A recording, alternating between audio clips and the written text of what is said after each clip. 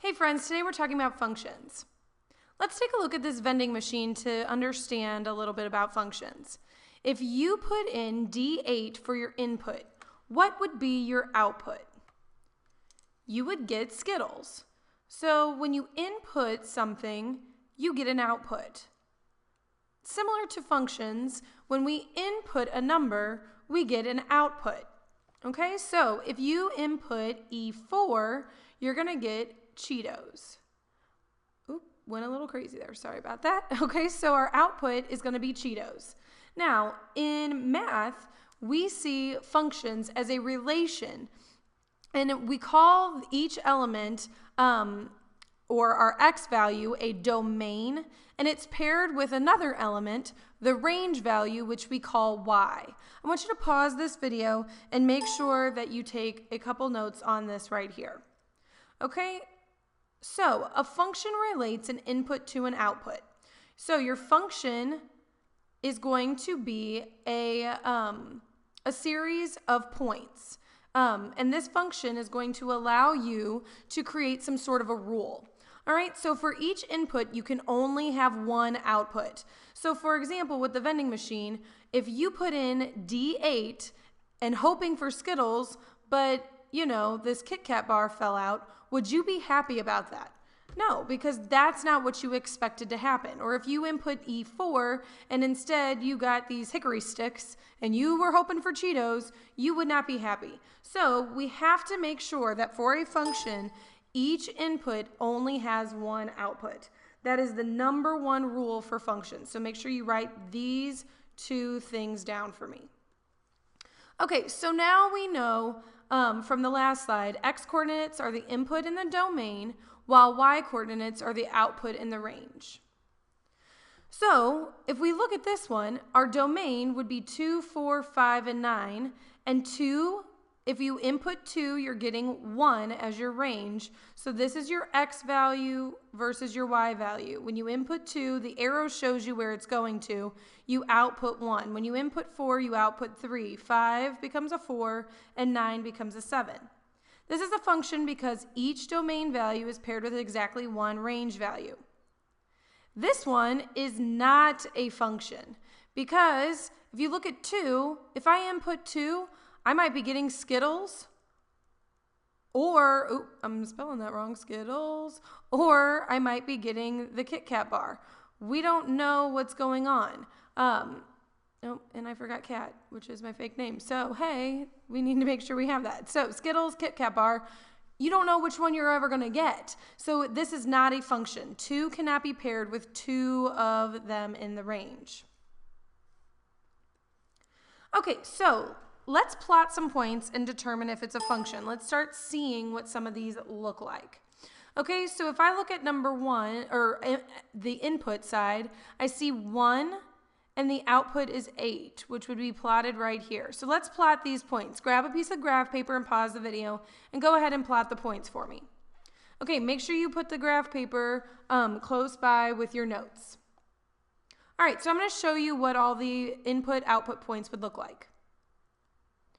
Okay, 3 goes with 7, so our x is 3, our y is 7, so it meets right here in this middle of this box. Our 5 and our 6 right here, and then my 7, which is my x value, and my 5, which is my y value. So none of these inputs have more than one output. So basically what I'm saying here is if you had 1, he's not 8 and 10. That would not be a function. So this one right here is in fact a function. Let's look at these two. Go ahead and try these for me. Plot the points in order to determine if you have a function or not. Remember, each input goes with an output based on either the arrows or the input-output table. I'll be back in just a second to show you what I did. Okay, here we go. So here are the points for the first one. This is the one we're doing. So if you look here, 3 goes with 1 and 3 goes with 4. And if we look on here, here's 3 and he has 2 outputs. So this is not a function. Okay, let's look at the next one. If we look at the hint that they gave us, 3 goes with 8, 6 goes with 7, 9 goes with 4, and 12 goes with 3. So if we plot those, here they are. So if we look, each input only has one output. Basically, the 3, the 6, the 9, and the 12 are not repeating, and they don't have another one. If I added in another 3, and I said he was 8, and I plotted that, would that be exactly right here again? So is this still a function? Yes, even if the numbers would repeat for some reason, it's still a function. Okay, so determine whether these are a function and explain. Go ahead and try these for me, and I'll be back in just a second to show you the answers. Okay, so if we look at this one, do you see any inputs that are showing up more than once and have a completely different output? Yes, this is not a function because if we look at 54, it has exactly 2 outputs, 112 and 123. If we look at 56, it also has 2 outputs that are not identical. So this is not a function because the domain must be paired with only one range value, and in this case it's paired with 2. If we look at B, it is a function, yay, because each domain value is paired with one range value. 4 with 6, 7 with 10, 6 with 11, 3 with 8, 5 with 4, 2 with 9. None of these are overlapping. Other examples that aren't functions versus an actual function. Again, if we see any parts of the lines or these functions that we have, these are parabolas in this case, if we look at these, this one is not a function because right here and right here at 0, there are 2 points that, that this parabola is hitting on the 0. While over here, if we look, this one only matches with 1, this one only matches with 1, this one only matches with 1. This one is a function, but it's non-linear. This one's not a function. So there's this little test that we can do called the vertical line test. This vertical line test allows you, if you take a pencil,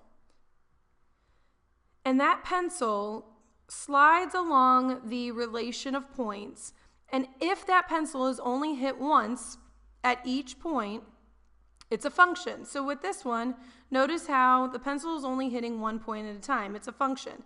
Is this linear? No, because it does not form a straight line. If we look at this one, he's a function because it only passes 1 point at a time as we go, but it's linear. If we look at this one, from here to here, it's a function, but then all of a sudden, whoops, if you look, this point and this point are both being hit by my pencil. Okay, if you see that, it is not a function. Okay, so let's bring it back to the parabolas in the previous slide. And if you look here, if I drag my pencil across, this one does not pass the vertical line test, but this one does. Even though these look like they're starting to become very narrow and go almost straight, parabolas do not ever straighten out. They get really skinny as they go.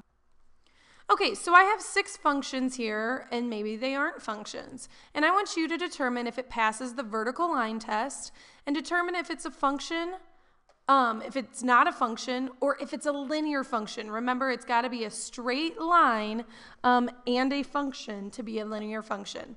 Okay, go ahead and try it, and I'll be back in just a second to show you the answers. Okay, so this one is an example of a parabola, and as we know, this one is a function, but it's not linear. This one is linear on one side and linear on the other, but it's still not exactly a linear function. This one, if we look at it, it passes the vertical line test because each point is only occurring once for every input. There's only one output. This is a linear function. This one looks like my pencil standing upright, so he is not a function. If we look at this one, he's starting to curve back around. Do you see how this S movement is going that direction? He's not a function. And same thing with this one. He's also not a function. And that's all I've got for you today, and I will see you next time.